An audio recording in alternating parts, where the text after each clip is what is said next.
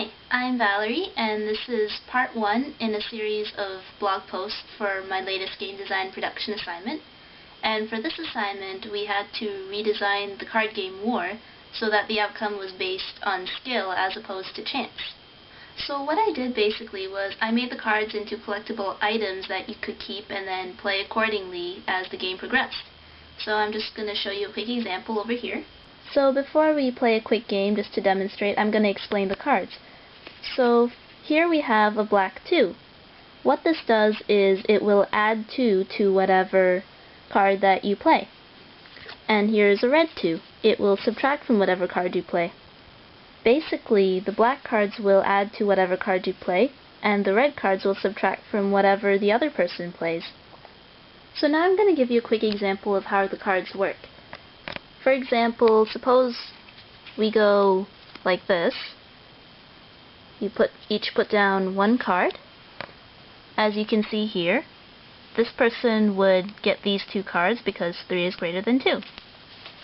Now, when you collect these cards, then you can either put them both in your discard pile, or you can choose to keep one. In this case, I'm going to keep the black 2 and put the 3 in the discard pile. Now you just continue on. Let's say this person plays, okay, so it's a red, and then this person plays a 9. Now you would think that this person would win because they played the higher number, but remember, this person has also saved a black 2. So what they can do is they can take that card that they've saved and add it on, thereby increasing their total to 11. And as you know, 11 is greater than 10, so therefore this person would win instead and take all the cards. The same thing would work for red cards, except when you use a red card you would subtract. So in this case, okay, it's not really necessary, but I'm going to do it anyway just for example's sake. Suppose here this person has played a 10, this person has played a 7, but you can reduce this using the red card. 7 minus 4, do the math, is 3. Therefore 10 is greater than 3, therefore this person would get the cards again. So that's pretty much the gist of how the cards would work. Now I'm going to show you a quick example of a war and how the cards would work as items in this situation. So suppose this is what you get when you are in the middle of a war. You can take any cards that you've saved as items and then add them on accordingly. So suppose that I have stored these cards right here.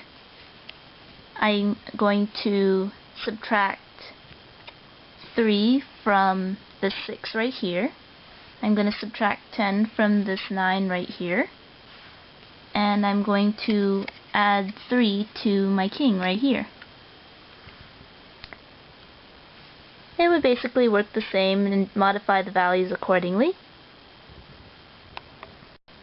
There are some restrictions to using the cards as items, however.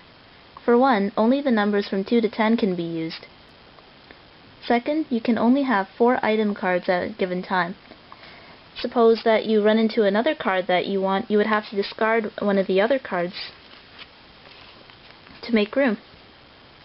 Don't worry, it'll still go in your discard pile. Okay, so basically that's the game. I know it's a little complicated to get into at first. I know my buddy I played that with kind of complained of that too. But nonetheless, he seemed to enjoy it. He said it was a good experience because it actually gave you some kind of challenge and it allowed you to use some kind of strategy to mess with your opponent. By confusing, I think I can see where he's coming from, because it is a little confusing, because when you're used to the original game of War, it's just, oh, you put the cards down, that's greater than that, alright, I get this. But then once I added the cards used as items, then I also noticed that it was a little more complicated, because then you had to remember, I can use this, I can do that. So, yeah. Okay, so that's it for this vlog, and I'll see you in my next one. Bye!